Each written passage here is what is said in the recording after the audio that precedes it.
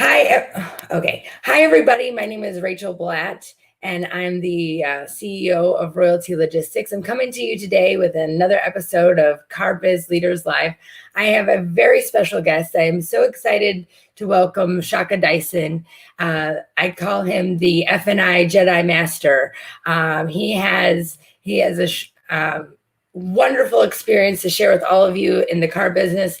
And I just cannot wait to talk to him about leadership and success and welcome him to the show. So, Shaka, without further ado, I'm going to let you take it away and introduce yourself to my audience and just say thanks so much for being on today. And, for those people that really don't know a lot, like myself, about F&I, if you could just kind of, give us a little background and open our eyes a little bit to your knowledge today. Yeah, so good to be with you today. I hope everybody's staying safe and everybody's well in these trying times. Rachel, I appreciate you allowing me to be on your show. Hi to your audience. I hope everybody's doing great and focused on success and not focused on the media and all the negativity that's being blitzed across the world right now. Automotively speaking, this is our passion. This is my heart, finance specifically. For I think Ray was talking earlier, said I know a lot about F and I don't know what F means. Just to clarify with people, the F means finance, so it's finance and insurance. Okay, so that's what it means, and it is the nerve center of the revenue inside of a car dealership. It's the most profitable square footage inside of a dealership. On the sales end in the showroom, customers come to buy the product. Right. Whatever brand of product that may be, car, truck, or SUV. In finance, in the finance department, that's where they go to protect it. Yeah. And I think a lot of people today, and especially in these kind of crazy times where more and more people are taking their monies back, and trying to decide where they should spend their monies. Why? Tell me a little bit more about how our dealerships can really sell some of these products, because, when you're looking at your car payment and there's an extra $50 for this product or that product, which ones, would you say are like the most important when people are trying to like really protect their income right now? And their so I'm going to tell you, in the trying times is when the finance products are the most important, because all finance products come into play in times of emergency. Okay. Like, for instance, your vehicle never breaks down while you're sitting in your couch in your living room and it's sitting in your driveway.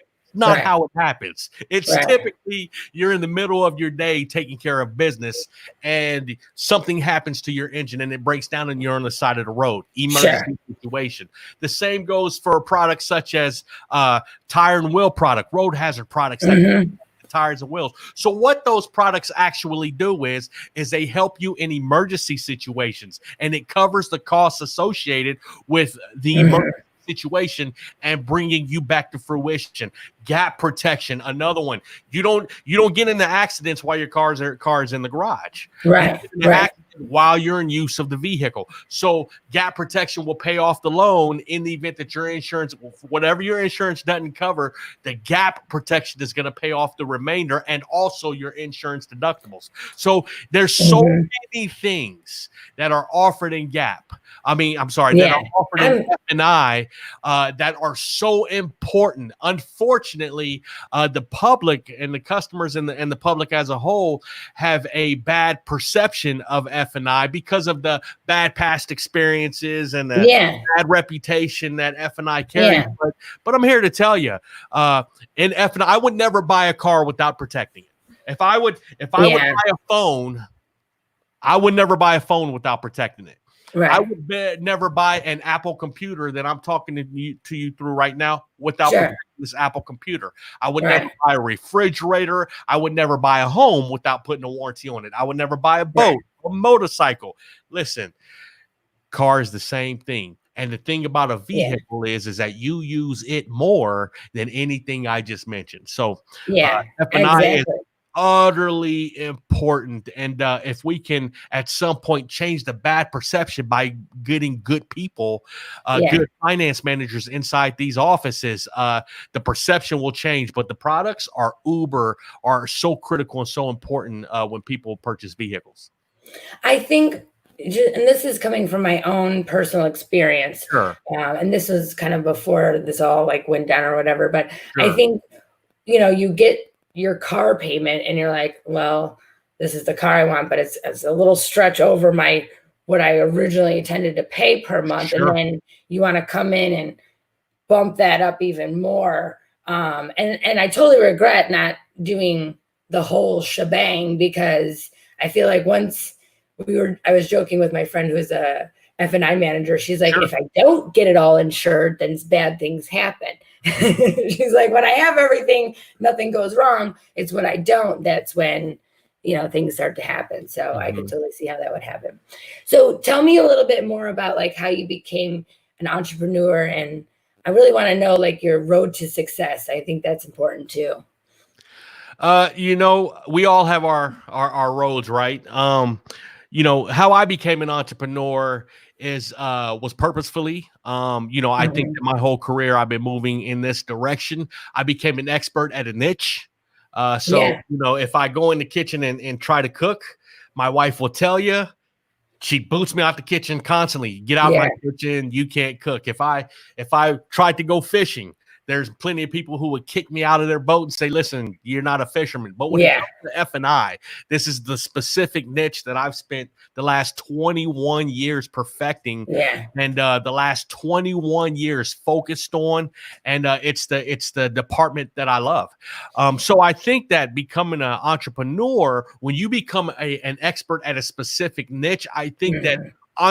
being an entrepreneur and owning your own business around that niche is inevitable. Yeah. So, I got into selling cars back in 1999, sold cars for a couple of years up in Mhm. Indiana, in Indianapolis. And in 2001, 19 years ago, I spun my first deal. And over the last 19 years of being strictly in management, Mhm. I've built my career into becoming a platform F&I director, general sales manager of a Honda Mhm. dealership, and ultimately the corporate F&I trainer on the executive corporate level of a big automotive group, 34 dealerships Yeah. across 5 states. I had 65 finance managers that reported to me. Yeah. I was in charge of all the production, all the revenue, all the increases that happened in the F&I Yeah. department. Um, Pay plans, Mhm. hiring staff, constructing the right type of F&I department. And I got to tell you, in that 3 years that I was with this big automotive group, we went from an $800 million, being worth $800 million, Yeah. to $1.1 billion, all Dang, that's a all huge increase. all F&I focused, and it's because I was allowed to input, and I was allowed to construct it differently, do things Yeah. differently. I was held accountable for the compliance aspect and keeping the dealer profitable. And outside Mhm. of if I maintain those two things, I had carte blanche, and that's what happened. And so out the next step inevitably to that was, hey man, now it's time to teach what you taught all 34 of these dealerships across the Mhm. country and all the increases that you had. Now Yeah. it's time to teach all 18,000 dealers what Right. that was. And Yeah. I think the big separator for me versus any school that any finance manager would go to is what I teach here. There we go. What I teach there is Right. based strictly on experience. It is Right. how to get through the worst case scenario, not the best case scenario. So becoming an Yeah. entrepreneur was inevitable. Well, and I think that there's so many good things that you said in there, but one of the things that I was just like that giant increase in that creative freedom. I Mhm. mean, I think when people try to micromanage your ideas, like, well, we've never done that, or can't do that, or you Sure. know um or that's never going to work, and then you're like, all right, well, let me go over here and Mhm. try it anyway. How did you kind of where did you get those ideas from? How did that kind of spin for you, with all that creativity? I mean, did it come from other people? Did you have like a mastermind, or was that like some of your Experience. experience?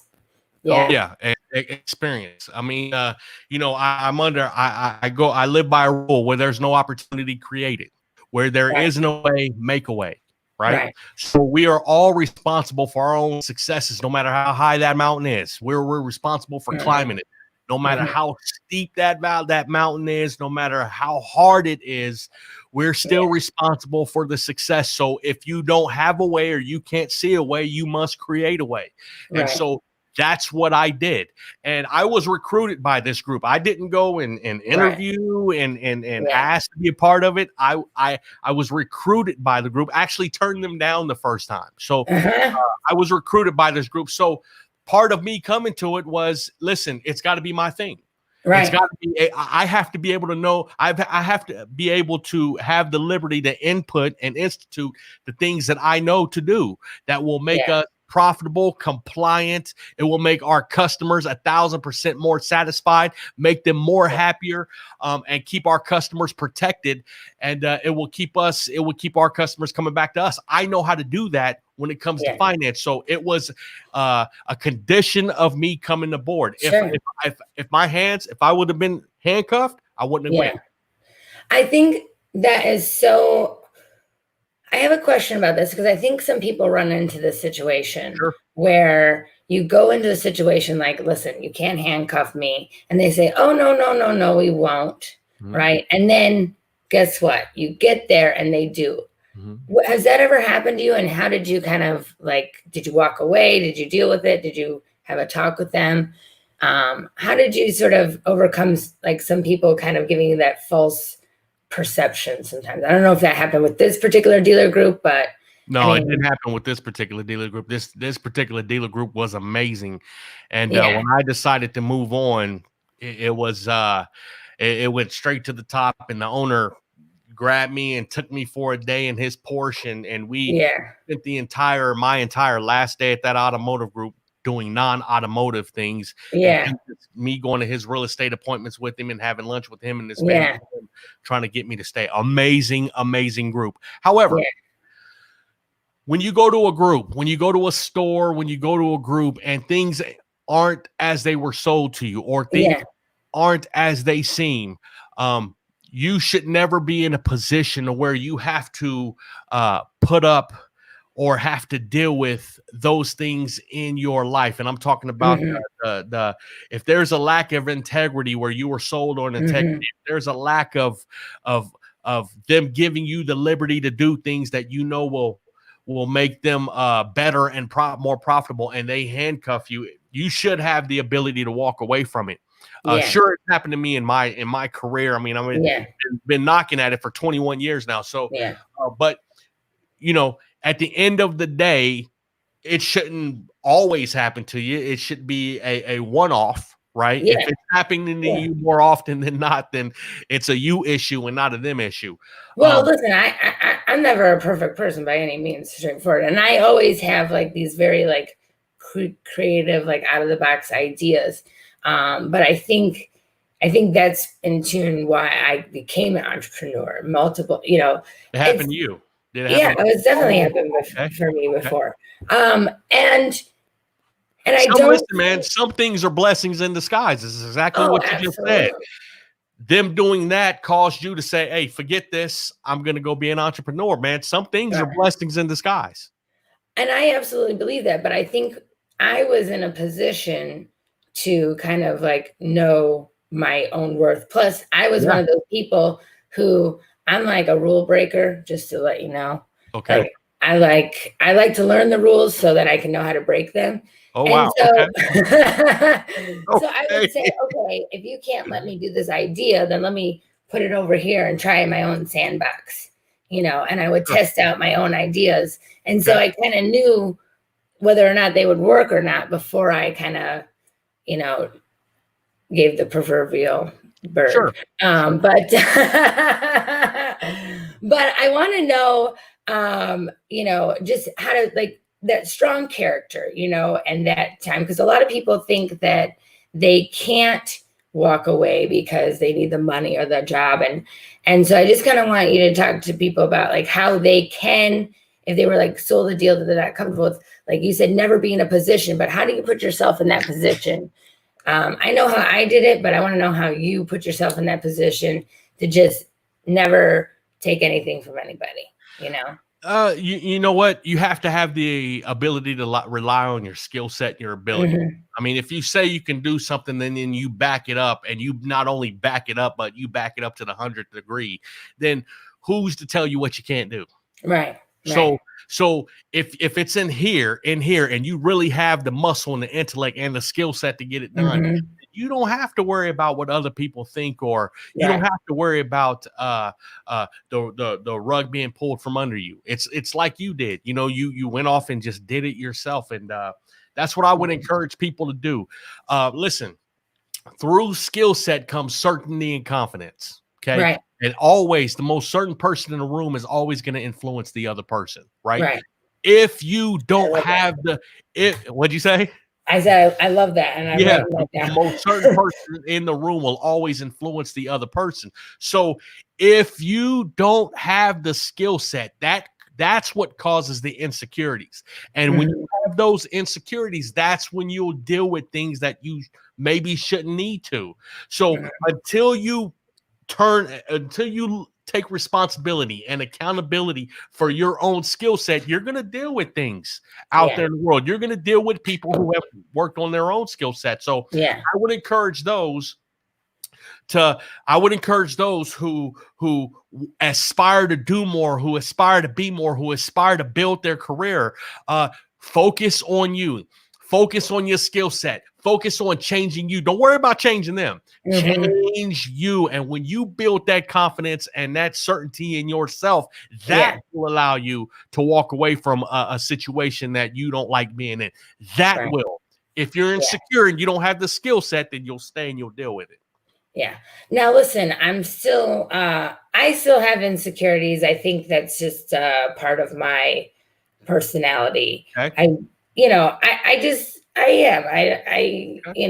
but I know that one day, maybe 6 years ago, I decided that I was, you know, how you talked about that becoming an expert in your niche. Sure. And I decided that I was going to become an expert in my niche, and I was going to do everything blinders on to kind of decide to be like the best at what I do. Sure. You know, when it comes to certain skill set, where do you think you find your knowledge? Where do people go? Like sometimes I go to LinkedIn, they have these classes. I've got master class. I love taking classes. I love reading books. Where do you kind of go to fill your cup, Shaka? Yeah, so I can't speak for everybody. Everybody's love and passion and things is all different. So they have to seek out their own resources. Where I go to learn is I go, for instance, I'm looking to invest in real estate.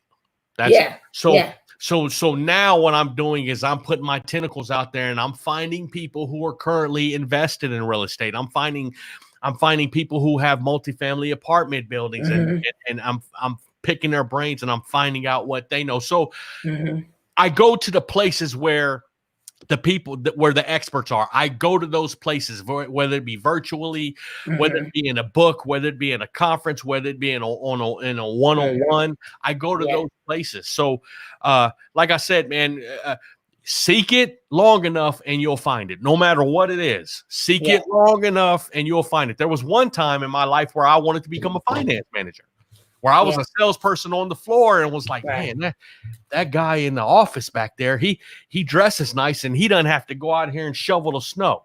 Right. He doesn't have to go out here and stand on the point and blow up the balloons and wait on customers. So there was one time where I said, man, I'd like to get it. What do you do? He's in finance, so he does the bank stuff. Okay, great. Right. There's one day I want to do that. And then what I had to do was inch by inch. Yeah. I had to figure it out inch by inch. So no matter what someone wants to do, there's no barrier to entry. There's none. Only barrier to entry is right here. That's it. Yeah. Effort and action will get you there. Yeah. Some faster than others. However, effort and action will get you there. Last time I checked, both the hare and the turtle crossed the finish line.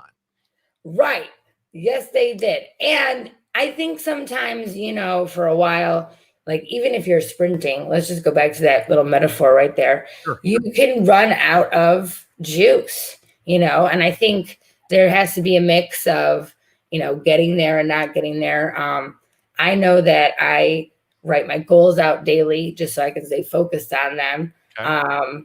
I do lots of things to kind of stay positive, although sometimes I need that team of people to be like, okay, put Humpty back together again, because my thoughts can go down the rabbit hole of negativity sometimes. You know how it is. No, you get the doom and gloom. no, I don't know how to. What you're gonna have to do, I'm gonna tell you something, and Okay. you read this, so I'm gonna tell you something you already know. You ready? Mm-hmm. Get that massive goal that you're going after. Yeah. That massive goal is going to prevent, when you stay focused on that massive goal goal is going to prevent you from having negative thoughts that go down that rabbit hole. Let me give you an idea. I'm obsessed with becoming a millionaire. If I got my wife in the room right now, she would sit right next to me and she would tell you exactly what I'm obsessed with. So that's a massive goal with me. Now, what do I do about it? I'm associated with a lot of millionaires. And matter of fact, I'm business partners with one. So I surround myself by them. I pick their brain. I learn what they do, what they think, what they read, how they act, what their schedule looks like. I learn what places they go to, what's important to them. Why? Because I am trying to model that example so that in time I become that. I think for me,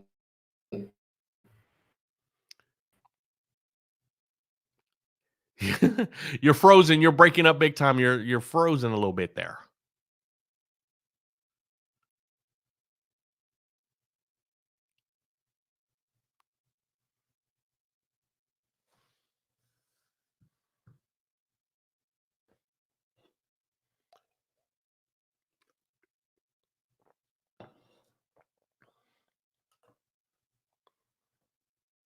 okay. So one thing that I found out, and I apologize for that, and this is just off topic. You broke up. I found out that on, so that's kind of the whole entire world is on Wi-Fi right now, streaming all kinds like trouble connections. That's why everybody's at home on internet. So I agree with you on that. I think for me, what scares me the most is these swings of risk, the pendulum going to one side. And I know if the pendulum goes one side, then it can go to the other. It scares me sometimes, especially in these uncertain times when you see your business go down and you don't know what's going to happen. And are people really going to, anyway, let's stop talking about that. Let's get back to focusing on the positive. But what you have to think about you have to think about this too, is that your whole life, that pendulum has been doing that, not just in business, your whole life. And and my question to you is, did you die yet? No. Just after every dark night, right a day. So the pendulum just swings a little bigger now, which I know which means that I'm going to be very successful. It's just when it goes back, so I don't want to be weird or anything. I'll tell you after the show. No problem. I have this weird theory, that the pendulum must swing the opposite way. So the broker you go, the more money you'll have. Okay. And so at one point, just a couple months ago, I was waiting, I had to almost remortgage my house because I was waiting on this big deal to come through. And I had to front the money, and it was more than my house payment. It was more than the cost of my whole entire house. And so I got scared, and I still haven't gotten used to that. Now I know that according to the universe that it's going to come back the other way tenfold, but going through that backdrop where you're waiting for more money than your house is worth, it literally was just not something that I've ever become used to before. So that's, and so that's kind of my own theory and where going through that made you stronger though. Oh yeah. And It had some negative consequences too. I mean, normally I'm used to risk. I love taking risk. I love the car business because it's like gambling anyway. Okay. But I love the action. I love all that. And so I think, but when it gets big like that, it gets really big. And I think the action is like more secure here. It's more risky, but it's fun, but it still scares me sometimes. And so sometimes I'm reluctant to take as much risk as I did after that. So sometimes that scares me. But what do you do in terms of risk? Like, I mean, you're in finance, so you look at people's risk level, and, you know, for all those people that want to be a millionaire out there, you know, like, and they're like, oh, we're going to think big, we're going to buy big. You know, what do you think about that? And is it really realistic? You know? Is it okay? So, like, for example, like, okay, if you want to be like, and not necessarily in terms of buying things, but like I'm sorry, Shaka, I don't know how to explain what I'm trying to say. Okay, no problem. But in terms of like taking those risks, when you look at people's finances and whether or not they can afford it or not, how do you make those kinds of decisions? You know, when they think they can, or, you know, maybe they can't, how do you kind of center people? And can you even see that when you're looking into somebody's finances or well-being? That's exactly what I'm trying to say. Again, you know, it's you know, all depends on the person, all depends on what they're going after, what they're trying to accomplish, right? Etc. So I can't answer for other people, right? Me, as far as me going after my goal, is that what you mean? What sacrifices am I taking to go after my goal? Exactly. So, you know, like with anything, my job for me is to build the skill set of a millionaire. My job to me is to build the muscle and the intellect and to learn. The only reason I'm not a millionaire yet is because I haven't learned what they know yet. I haven't done what they've done yet. That's all. It's not like the money isn't there. Because listen to me, money is the most plentiful resource on this planet. Right. Period. There's no other resource more plentiful than money on this planet. Not one. And I could prove it to you in 2 seconds if you need me. But money is the most plentiful resource. I know this. So my job is to learn the skill set, is to build the skill set, to gain the knowledge, as I talked about before. As far as the sacrifice is concerned, you have to get dialed in.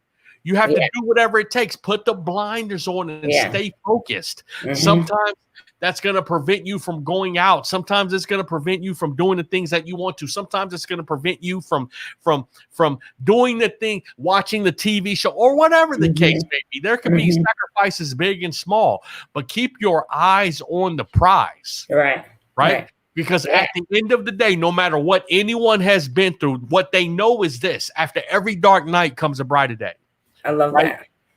And there is no time from the time that they're living right now to the time that they die that everything is going to be kosher. There's never going to come a time where everything is just smooth sailing. It's all kosher and it's all good, right? Tough times don't last. Tough people do. And that's the bottom line. So your job is to become tougher. Become bigger, better, and tougher than whatever the challenge is that you're facing. And if you keep going, people don't fail, they quit. So unless I quit, I will become that millionaire that I seek to be. Yeah. And I think a lot of people give up so easily. Like, I mean, I used to, my nickname was like the punching bag. You know, those kids' punching bags where you would just punch it and they would like, you know, and I think every day that people need to just, like, no matter how hard you get kicked down, is to just wake up, step up, and keep moving forward. I think that's such a positive message. And honestly, Shaka, you know, it means the world to me that, you know, you've inspired me, you've motivated me. My goals are going to get a little bigger because they're big, but, you know, they're not like scary big, you know. I mean, I was joking that I was going to get a yacht, but this time it would be like a princess cruise ship, you know. But now is the time, I think. Now is the time to definitely dig in and keep moving forward. That's for sure. There's still people out there doing business. There's still cars being bought and sold. Not everywhere is shut down, and I think it's only going to be temporary. So, final thoughts, last advice, anything else you want to share today, my friend? I no, whatever. If someone needs help with anything, they're free to reach out to me ever and always. You know, I'll drop my cell phone number on here. It's 678-481-4077, or they can reach me at shakadyson.com. I'm always happy to help people. I'm always I'm a motivational speaker as well, if you can't tell. So good. I'm always happy to help people, advise them through issues, challenges, problems. There's no mountain you can't climb, no barrier you can't get through. Trust me, I'm living it. You know, if I had to, I'd be here all night if I was telling you about all the challenges and issues and woes that have happened in my life. You know, 6 members of my family were murdered. Right. So my biological mother left me when I was 2 years old. I'm a high school dropout. Right. So there's so many things negative, right? Misery loves company. And the moment you start thinking negative thoughts, there's many other negative thoughts that just flood your area. But when you can cut through the BS and see the light at the end of the tunnel, when you choose what you stay focused on. So if you choose to stay focused on that light, and you know that the closer you come to that light, the brighter and bigger it's going to get, then keep on moving. Don't let nothing stop you. Keep going. And eventually that light is going to shine bright and all over you. Well, listen, I'm so grateful. I've thoroughly enjoyed you. Please go and visit Shaka at his website. Is it shakadyson.com? Shakadyson.com. You can go to my YouTube channel. I hope you all enjoyed him. I know I certainly did. And thanks again for having us. And we're just so grateful to you, Shaka. Thanks so much, guys. Appreciate you watching. That was awesome. All right, let's see.